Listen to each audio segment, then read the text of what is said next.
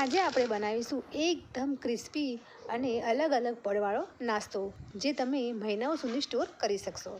તો અહીં સૌપ્રથમ મેં ઘી લીધું છે, પછી જીરું લીધું છે, ચીલી ફ્લેક્સ લીધું છે અને 3 થી 4 ચમચી જેટલું સૂજી લીધી છે અને મરીનો પાવડર લીધો છે. તો અહીં પહેલાં સૌપ્રથમ મેં બોટલમાં જે મરી રાખી છે થોડા અધકચરા છે, તો તેને થોડો કકરો પાવડર જેવો બનાવી દઈશું. તો અહીં ખલદસ્તાથી હું મરીને કૂટું છું. જો તમે મિક્સર જારમાં કરશો તો એકદમ ફાઇન પાવડર થઈ જશે. તો આવી રીતે હાથની મદદથી જ તમારે આ મસાલો રેડી કરવાનો છે. તો આ મસાલો હાથથી તમે રેડી કરશો તો ખાવામાં પણ એટલો મોઢામાં આવશે તો ખૂબ જ સરસ લાગશે. તો મેં મરી અધકચરા મેં પાટી લીધા છે અને હવે આપણે લઈશું જીરું લઈશું. તો 1 મોટી ચમચી ભરીને જીરું મેં એડ કર્યું છે. અહીં અમારા ઘરમાં જીરુંનો સ્વાદ બધાને વધારે ગમે છે, તો મેં અહીં વધારે જીરું નાખ્યું છે. જો તમારે જીરું પસંદ ન હોય તો તમે ઓછું પણ નાખી શકો છો. હવે જીરુંને મેં અધકચરું જેટલું વાટી લીધું છે.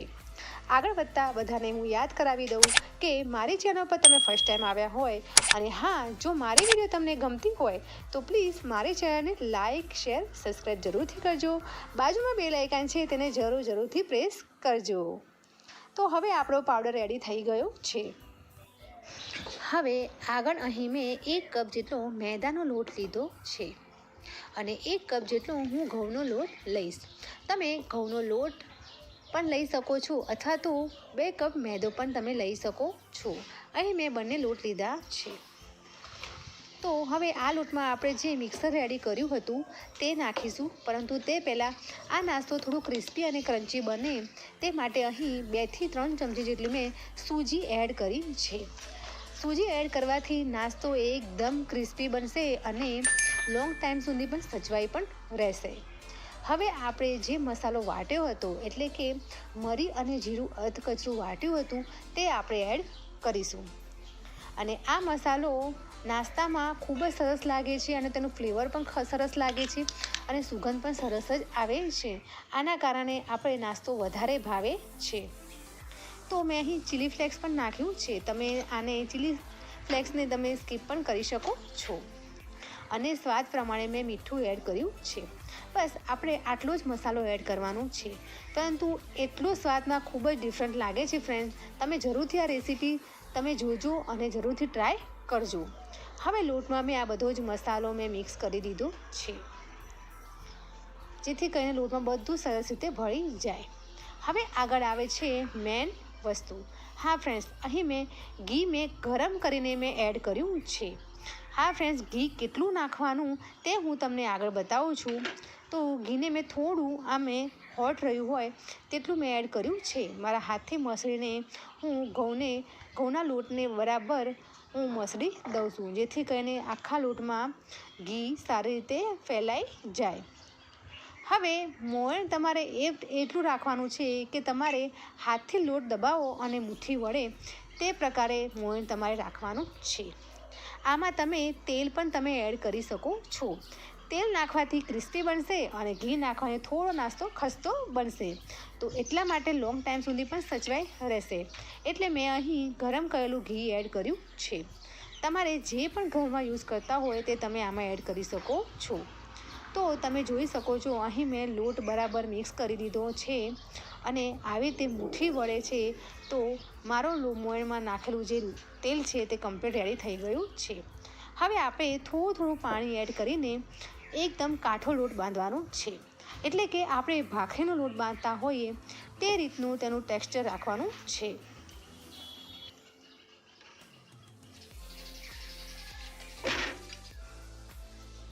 તો તમે જોઈ શકો છો લોટ એકદમ આપણે બંધાઈ ગયો છે. હવે તેને આપણે થોડો 5 થી 10 મિનિટ જેટલો રેસ્ટ આપીશું. હવે આગળ આપણે સ્ટેપ જોઈશું.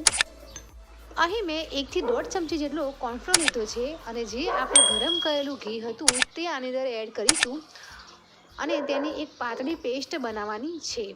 આમાં તમે કોર્નફ્લોર ન હોય તો તમે મેદાનો લોટ પણ તમે લઈ શકો છો. બસ આને એકદમ સ્મૂથ પેસ્ટ બનાવવાની છે.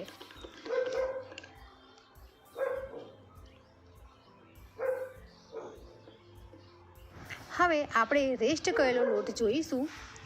તો અહીં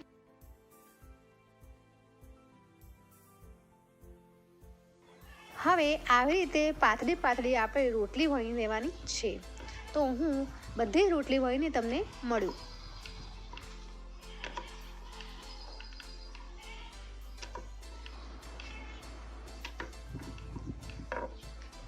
તો તમે જોઈ શકો છો, અહીં મેં બધી જ રોટલી વણી લીધી છે. અને રોટલીનું ટેક્સચર આપણે રોટલી ઘરની બનાવતા હોઈએ તે રીતનું આપણે જાડી અથવા પાતળી રાખવાની છે. તો હવે મેં એક રોટલી નીચે મૂકી છે અને તેની પર આપણે જે પેસ્ટ બનાવી હતી તે એના ઉપર છે આપણે હાથની મદદથી જ લગાવવાની છે. અને ચમચી હોય તો ચમચીની મદદથી પણ તમે લગાવી શકો છો. પરંતુ આ પેસ્ટ છે તે આખી રોટલીમાં તમારે સેટ થઈ જવી જોઈએ. તો અહીં હું હાથની મદદથી એટલે આંગળીઓની મદદથી આ પેસ્ટ સારી રીતે હું ફેલાવીને લગાવી દઉં છું. અને ઉપર એક બીજી રોટલી આપણે મૂકવાની છે. તો આવી રીતે રોટલી મૂકીને પછી ચારે બાજુ કિનારેથી આંગળીઓની મદદથી હું પ્રેસ કરી દઉં છું, જેથી કરીને ખુલી ન જાય. અને ફરીથી આ પેસ્ટ છે એ આ રોટલી ઉપર હું લગાવી દઉં છું. તો આમ આપણે 4 થી 5 જેટલા આપણે થર લગાવી દઈશું.